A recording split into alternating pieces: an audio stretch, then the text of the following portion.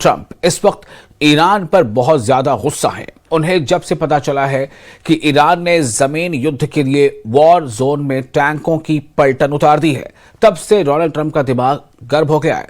Trump ने 76 अरब dollar के हथियारों का ऑर्डर दे दिया है। ये सभी हथियार एटमी पावर से चलने वाले विनाशकारी हैं। उधर ईरान ने धमकी दी है कि हॉर्मुज में अगर अमेरिकी नेवी ने एक भी हमला किया तो उसे तबाह कर दिया जाएगा। वहीं पेंटागन ने ईरान से युद्ध जीतने के लिए कई देशों के एक्सपर्ट से सुझाव मांग लिए हैं।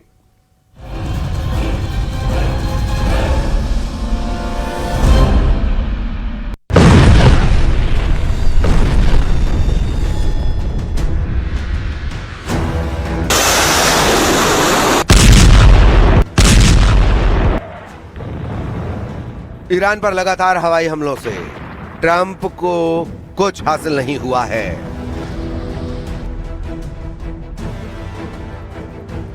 ट्रंप बंकर बस्टर बमों के धमाके कर ईरान को डरा नहीं पाए हैं।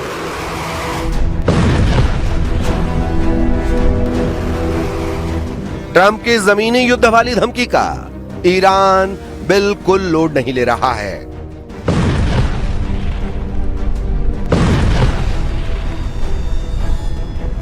लेकिन अब ट्रंप ने ईरान से जीतने के लिए मदद का हाथ फैलाया है। जिस ईरान को ट्रंप हफ्ते 2 हफ्ते में कुचलकर उससे एटम बम छीन लेने का दावा कर रहे थे, अब उसी ईरान से जीतने के लिए ट्रंप ने झोली फैला दी है। ट्रंप आइडिया मांग रहे हैं, ट्रंप जुगत पूछ रहे हैं, ट्रंप वो हथियार जानना चाहते हैं जिससे ईरान का घमंड तोड़ सकें। क्योंकि ईरान के आगे उनके सारे दांव फेल हो चुके हैं। ईरान ट्रंप का रत्ती भर लोड नहीं ले रहा है। ईरान ने अमेरिका से जमीनी युद्ध का मोर्चा संभालना शुरू कर दिया है। ईरान उन बॉर्डर पर टैंक तैनात करने लगा है जहां से अमेरिका घुसने की कोशिश कर सकता है। ओपन सोर्स रिपोर्टिंग के अनुसार ईरान के अहवाज अबादान हवाई वे पर रूट नंबर 39 से ट्रांसपोर्टर पर T-72M या T-72M1 टैंक देखे गए हैं। ये ट्रांसपोर्टर आर्तेश यानी ईरानी सेना की 92वीं आर्म्ड डिवीजन के हैं, जो खुजेस्तान यूनिट से निकलकर ईरान के दक्षिण पश्चिम इलाके के इराकी और कुवैती बॉर्डर पर भेजे गए हैं। ईरान ऐलान कर रहा है कि जमीन पर युद्ध हो, यही वो चाहता है। ट्रंप की सेना को ग्राउंड ऑपरेशन में पीटने के लिए ईरान के लड़ाके हुंकार भर रहे हैं। यही नहीं, ईरान के कमांडर धमकी दे रहे हैं कि होर्मुज में नाकेबंदी करने की ट्रंप की कोशिश को अब करारा जवाब दिया जाएगा। ईरानी मिलिट्री सलाहकार मोहसिन रिजाई ने धमकी दी है कि अगर होर्मुज में यूएस नेवी ने हरकत की तो उसे उड़ा दिया जाएगा। مگه ما میتونیم محاصره دریایی تحمل کنیم؟ حتما برای ناوهای آمریکا، برای پایگاه آمریکا خطرات جدی به وجود خواهد اومد. یعنی ما دست بزنیم روی دست هم دیگه. ईरान के इसी तेवर ने ट्रंप की टेंशन बढ़ा रखी है, क्योंकि मोहसिन रिजाई ने यह दावा किया है कि अब तक अमेरिका ने युद्ध में सैनिकों की मौत का सच तक कबूल नहीं किया है। रेजाई ने दावा किया कि ईरान के लड़ाकों ने सैकड़ों अमेरिकी सैनिकों का सफाया किया है, जबकि अमेरिका ने युद्ध में सिर्फ 18 सैनिकों की मौत की पुष्टि की है। सुप्रीम लीडर मुस्तफा खामनेई के मिलिट्री एडवाइजर मोहसिन रिजाई के मुताबिक जुलाई में हुए हमलों में ईरान ने सैकड़ों अमेरिकी सैनिकों को मार डाला और सैकड़ों को घायल कर दिया है। प्रेस टीवी ने रिजाई के इंटरव्यू का हवाला देकर दावा किया कि अमेरिका ने हाल के हमलों में ईरान के कुल 650 लोगों के घायल होने और मारे जाने की बात मानी है, जबकि ईरानी सूत्रों का अनुमान है कि लगभग 500 अमेरिकी सैनिक मारे गए हैं। वहीं अमेरिकी सेंट्रल कमांड की लेटेस्ट रिपोर्ट में जॉर्डन और इराक में 4 अमेरिकी सैनिकों की मौत और ऑपरेशन एपिक फ्यूरी में कुल 14 सैनिकों के मारे जाने का अपडेट है। ईरान का दावा सच है तो उसके लिए यह खतरनाक साबित होगा। सुपर पावर अपने एक सैनिक की जान के लिए दुश्मन देश को तबाह कर डालता है। ट्रंप के इरादे भी अब ईरान के टोटल सफाई वाले दिख रहे हैं, जिसके लिए वो अब पुख्ता तैयारी कर रहे हैं। सीएनएन की एक रिपोर्ट के मुताबिक सेंटकॉम के एक खुफिया अधिकारी ने मिलिट्री एनालिस्ट के एक बड़े समूह को ईमेल भेजा है। इसमें कहा गया है कि अमेरिका ईरान पर दबाव बनाने और उसे सजा देने के लिए नए और गैर परंपरागत तरीकों की तलाश कर रहे हैं। हालांकि पेंटागन के एक्सपर्ट्स की तरफ से भेजे गए ईमेल में रणनीतियों के लिए क्राउडसोर्सिंग और ब्रेनस्टॉर्मिंग करना बेहद असामान्य है। सूत्रों के मुताबिक इस ईमेल से साफ है कि ट्रंप के पास ईरान को अपनी शर्तों पर झुकाने के लिए कोई रास्ता नहीं सूझ रहा है। लेकिन ट्रंप दावा कर रहे हैं कि उन्होंने ईरान को आखिरी मौका दिया है। अगर ईरान डील के लिए मान गया तो ठीक, नहीं तो उनके प्लान रेडी हैं। इन तीनों तरीकों को ट्रंप पहले भी आजमा चुके हैं, लेकिन तब पूरा फोकस बम मारकर ईरान को हराने का था। मगर ईरान झुका नहीं, तो फिर प्रेशर बढ़ाने का तरीका आजमाया जा सकता है, क्योंकि ईरान के अंदर से भी ऐसी खबरें आ रही हैं कि इस्लामी सरकार में सब कुछ ठीक नहीं। इजराइल के चैनल 14 ने अपनी रिपोर्ट में दावा किया है कि मुस्तफा खामनेई की मसूद पजेश्कियान से ठनी हुई है। सुप्रीम लीडर ने पजेश्कियान को धमकी दी है कि अगर उन्होंने इस्तीफा दिया तो फौरन उसे स्वीकार कर लिया जाएगा। चैनल 14 के दावे से ईरानी नेतृत्व को लेकर अटकलों का बाजार गर्म हो गया है। चैनल 14 ने कहा है कि मसूद पजेश्कियान इस बात से भड़के हुए थे कि उनके सरकार की राष्ट्रीय सुरक्षा और विदेश नीति से जुड़ी नीतियों को बनाने में उनकी भूमिका बहुत सीमित है। मुस्तफा खामनेई ने IRGC कमांडर अहमद वाहिदी को पूरी पावर दे रखी है। वही वॉर जोन में ईरान के सारे फैसले ले रहे हैं। ईरानी लीडरशिप में फूट पड़ने के दावे के बाद से अमेरिकी सेना तूफानी हमलों का प्लान बना रही है। ट्रंप ने हथियारों से ईरान को तोड़ने के प्लान को एक्टिव कर रखा है। उन्होंने अमेरिकी नेवी के लिए 14 नई पनडुब्बियां बनाने के लिए $76.6 अरब का ऐतिहासिक समझौता किया है। इस डील में कोलंबिया क्लास की 5 परमाणु बैलिस्टिक मिसाइलों से लैस सबमरीन बनाई जाएगी। ट्रंप ने एटमी सबमरीन का contract general dynamics electric board GDEB को दिया है। रिपोर्ट के मुताबिक इन कॉन्ट्रैक्ट्स में वर्जीनिया क्लास की 9 परमाणु अटैक पनडुब्बियां बनाने का काम भी शामिल है। यूएस नेवी ने कहा कि वर्जीनिया क्लास पनडुब्बी एक प्रमुख टैक्टिकल स्ट्राइक और मल्टी मिशन प्लेटफॉर्म है जो समुद्र के नीचे दुनिया भर में लगातार दबदबा बनाए रखती है। IISS की ताजा रिपोर्ट के मुताबिक अमेरिकी नौसेना के पास कुल 65 से ज्यादा एक्टिव परमाणु पनडुब्बियां हैं। नई 14 सबमरीन की पावर जुड़ने के बाद यूएस नेवी कितनी खूंखार होगी अंदाजा लगाना मुश्किल है। अमेरिकी परमाणु पनडुब्बियां जैसे वर्जीनिया और सी वॉल्फ क्लास पनडुब्बी सबसे साइलेंट शिकारी मानी जाती है। समुद्र की गहराई में इन्हें ट्रैक करना नामुमकिन है। हालांकि ईरान युद्ध में ये समुद्री शिकारी भी ट्रंप के काम नहीं आ रहे हैं। हालांकि ट्रंप दावा कर रहे हैं कि खाड़ी देशों की अपील पर उन्होंने ईरान को लास्ट चांस दे दिया है, लेकिन यह आखिरी मौका है क्योंकि ईरान धोखेबाजी कर रहा है। ईरान बातचीत की अपील कर अमेरिका से छल कर रहा है। When we talk, we say we're talking. If we're not talking, when you ask me, no, we're not talking, I'll say it. But we are talking right now. We're talking, and we're talking at the request of Iran, backed by Saudi Arabia, backed by UAE, and backed by Qatar in particular, but others also. Many countries called. The leaders of many are friendly with a lot of them, almost all of them, one way or the other, and they all wanted to give this a last chance. This is a last chance. This is not something that, if it doesn't happen, this is a last chance for them to sign a good document. Yeah, please. Iran अपनी चाल चले जा रहा है। Iran ने आसमानी युद्ध में अमेरिका के होश उड़ाने के बाद अब जमीन पर जीत का ट्रैक तैयार कर लिया है। ईरान की बख्तरबंद सेनाएं पुरानी हैं, लेकिन तोपखाने, एंटी टैंक मिसाइलों, ड्रोन, इंजीनियरिंग यूनिटों और स्थानीय यूनिट की जुगलबंदी से ईरान युद्ध में अजेय बन सकता है। फिलहाल ईरान ने 2 अहम बॉर्डर पर टैंक पलटन उतार दी है। अबादान की ओर T-72 टैंकों की आवाजाही सी प्लान का हिस्सा है। ईरान ने जिन टैंक को वॉर जोन में भेजा है उनकी कुछ डिटेल भी जान लेते हैं। International institute for strategic studies की साल 2025 की रिपोर्ट के मुताबिक ईरान के पास 1513 युद्धक टैंक हैं, जिनमें 480 T-72S वाहन शामिल हैं। ईरान इराक युद्ध के दौरान रिवोल्यूशनरी आर्मी को लीबिया से 2 दर्जन T-72 टैंक मिले थे।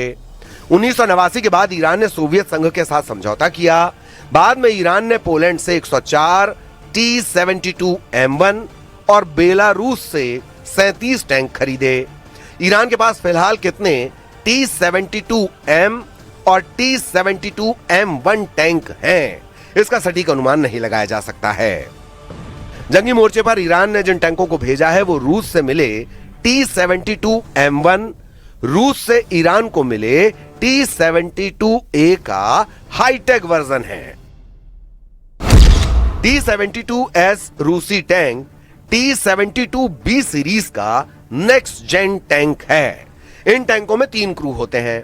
T-72M1 के बुर्ज के नीचे कैरोसोल ऑटो लोडर लगा होता है। इस टैंक का हथियार 125 मिलीमीटर की स्मूथ बोर गन है, जिससे 22 राउंड गोले फायर होते हैं।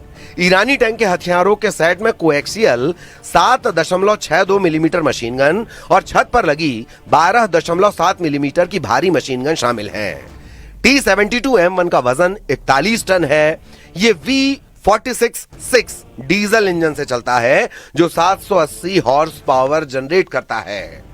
ये टैंक सड़कों पर 60 किलोमीटर प्रति घंटा और खुले इलाकों में 35 से 40 किलोमीटर प्रति घंटे की स्पीड तक पहुंच सकता है। जब जब ट्रंप ने ग्राउंड ऑपरेशन की धमकी दी है, ईरान ने उससे एक कदम आगे बढ़कर जमीनी जंग का ट्रेलर दिखाया है। इसी वजह से ट्रंप अब ईरान से बातचीत की जगह आखिरी प्रहार को ज्यादा तवज्जो दे रहे हैं। यानी ईरान के पास वक्त बहुत कम है ये तय करने के लिए कि युद्ध जारी रखना है या फिर डील कर ट्रंप की हर बात मान लेनी है।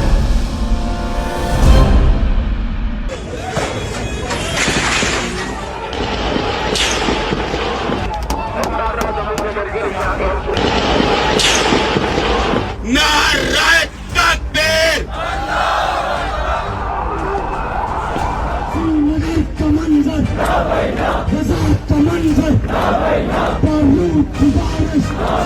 ये देखिए लगातार फायरिंग हो रही है। ये देखिए लगातार फायर कर रहे हैं। ये गोलियां लग चुकी है। ये देखिए, ये सामने आपके, ये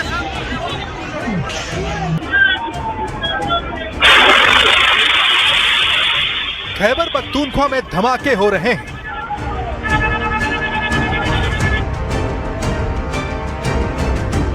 बलूचिस्तान में विद्रोह की चिंगारी आजादी तक पहुंच गई है।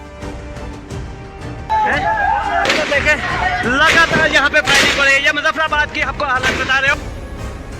पीओके में आंदोलन को जितनी बेरहमी से दबाया जा रहा है, लोगों का गुस्सा उतना ही बढ़ता जा रहा है। ऊपर जो के ये मनाते रहे लगातार आपको दिखाई जा रहे हो। ये पुलिस की बगैरत के बच्चे लगातार फायरिंग कर रहे हैं। खैबर पख्तूनख्वा के स्वाति घाटी में 3 अगस्त को हुए आत्मघाती हमले में 17 लोग मारे गए। इसमें पाकिस्तान के पुलिस वाले भी शामिल हैं। जुलाई में बलूच विद्रोहियों और टीटीपी के हमलों में पाकिस्तान के 42 सुरक्षाकर्मी मारे गए। पीओके में जुलाई में विद्रोह प्रदर्शनों के दौरान पाकिस्तानी रेंजर्स की गोलीबारी में 90 लोगों की जान चली गई।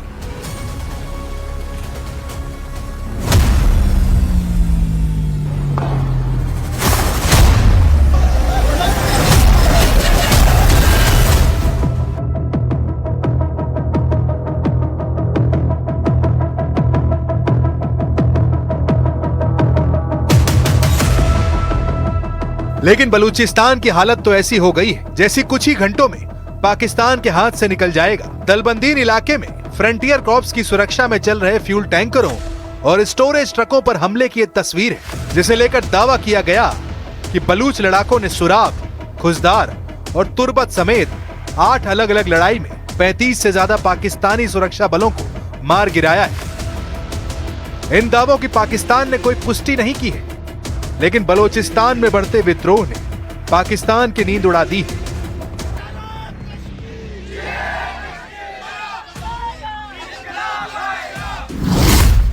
पाकिस्तान से रिश्ता खत्म। बलूचिस्तान ने ऐलान कर दिया है कि वो 11 अगस्त को अपना स्वतंत्रता दिवस मनाएगा। इसके पीछे वजह 1947 को बताई गई है। जब भारत आजाद हुआ था, तब बलूचिस्तान ने भी अपनी आजादी की घोषणा की थी। रिपब्लिक ऑफ बलूचिस्तान के नाम से जारी बयान में कहा गया कि 11 अगस्त 1947 को बलूचिस्तान ने पहली बार अपनी स्वतंत्रता की घोषणा की थी, उस समय न्यूयॉर्क टाइम्स और ऑल इंडिया रेडियो ने भी इस खबर को जगह दी थी। अब बलूच नेता मीर यार बलोच ने दुनिया भर के बलूच समुदाय से अपील की है कि 11 अगस्त को अपने घरों, बाजारों, दुकानों और सार्वजनिक जगहों पर स्वतंत्र बलूचिस्तान का झंडा फहराएं।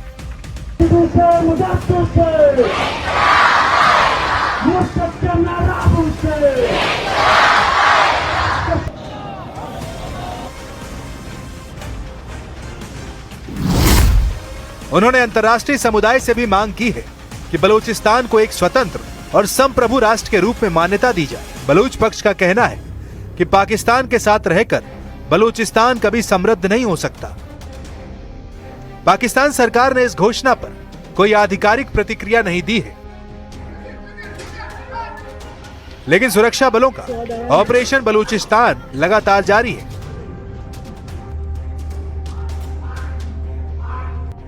उधर पीओके में भी विरोध प्रदर्शन दबाने की कोशिश के बावजूद लोगों का गुस्सा कम होने का नाम नहीं ले रहा है।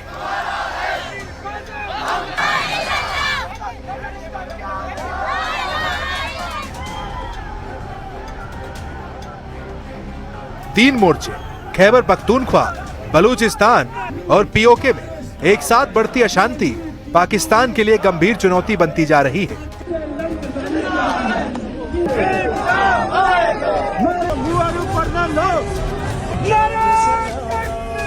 ये देखिए लगातार फायरिंग हो रही है, ये देखिए लगातार फायर कर रहे हैं। ये देखिए लगातार फायरिंग हो रही है इनकी, ये देखिए लगातार यहाँ शेर फाइट कर रहे हैं। आप देख सकते हैं ये गोलियां लग चुकी है, ये देखिए ये सामने आपके ये गोलियां लग चुकी है। कि नस्ल के काम देखे, ये अपनी वहाँ पे न्याती है, वहाँ पे ये लगातार फाइट कर रहे हैं। ये जख्मी इनको इसी टाइम इसको एक को गोली लग गई है।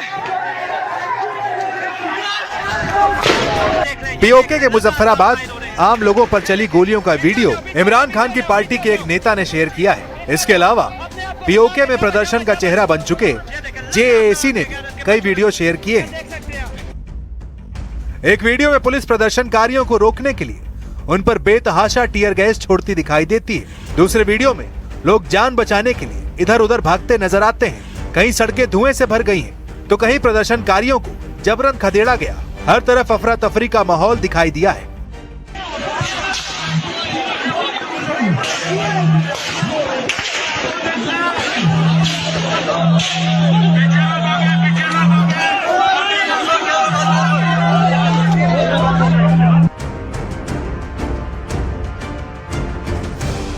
जेएसी यानी Jammu Kashmir joint people action committee से जुड़े लोग लगातार पाकिस्तान की आर्मी के खिलाफ सड़कों पर हैं। संगठन का कहना है कि उनका आंदोलन अपने अधिकारों और बुनियादी सुविधाओं के लिए है।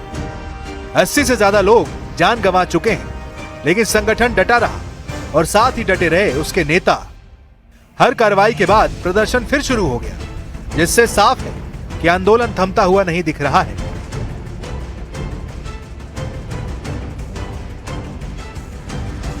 श्रीनगर का मंजर, गजा का मंजर, बारूद की बारिश, बारूद की बारिश, गजा का मंजर, गजा का मंजर, दहशत गर्दी, गुंडा गर्दी, नारे तकबीर, नारे कश्मीर।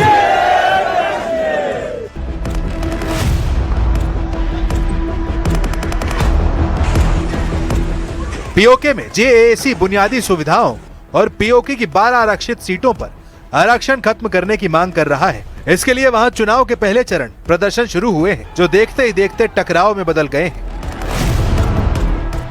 और फिर हालात इतने बिगड़ गए कि पूरा इलाका हिंसा की चपेट में आ गया, क्योंकि मुनीर की आर्मी ने बिना सोचे समझे गोलियां चलाई। जो लोग हक मांगने के लिए सड़कों पर निकले थे, उन्हें उनका हक नहीं बल्कि मौत मिली।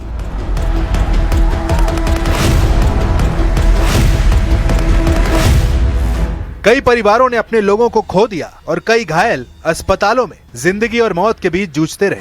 मामला इतना बढ़ गया कि दुनिया भर में मानवाधिकारों की रक्षा के लिए काम करने वाली संस्था एमनेस्टी इंटरनेशनल ने पूरे घटनाक्रम की स्वतंत्र जांच की मांग की। साथ ही कहा गया कि इलाके में संचार सेवाएं बहाल की जाए ताकि दुनिया वहां की असली तस्वीर देख सके और लोगों की आवाज बाहर तक पहुंच सके। वैश्विक गैर सरकारी संगठन एमनेस्टी इंटरनेशनल ने पीओके में हुई हिंसा की जांच की मांग की है। पीओके में हिंसा की जांच की मांग। पीओके में सुरक्षा बलों द्वारा प्रदर्शनकारियों के खिलाफ किए गए बल प्रयोग की जांच के आदेश दिए जाने चाहिए। जब तक इंटरनेट और मोबाइल सेवाओं पर रोक, तब तक सच्चाई जानना मुश्किल। सभी संचार सेवाओं को तत्काल बहाल किया जाए। मीडिया और दूसरे स्वतंत्र पर्यवेक्षकों को इलाके में जाने की अनुमति दी जाए। पीओके में दमन के खिलाफ अब पाकिस्तान के दूसरे शहरों में भी आवाजें उठने लगी हैं। लाहौर में भी प्रदर्शन हुए, जहां प्रदर्शनकारियों ने कार्रवाई की, निष्पक्ष जांच और जिम्मेदार लोगों पर कार्रवाई की मांग की है। जबकि इस्लामाबाद में भी पीओके की हिंसा के विरोध में लोग सड़कों पर उतरे। प्रदर्शनकारियों ने पाकिस्तान की सरकार और सेना पर बल प्रयोग का आरोप लगाते हुए मानवाधिकार उल्लंघन के खिलाफ आवाज बुलंद की है। मुजफ्फराबाद की सड़कें पत्थरों से पटी हुई हैं।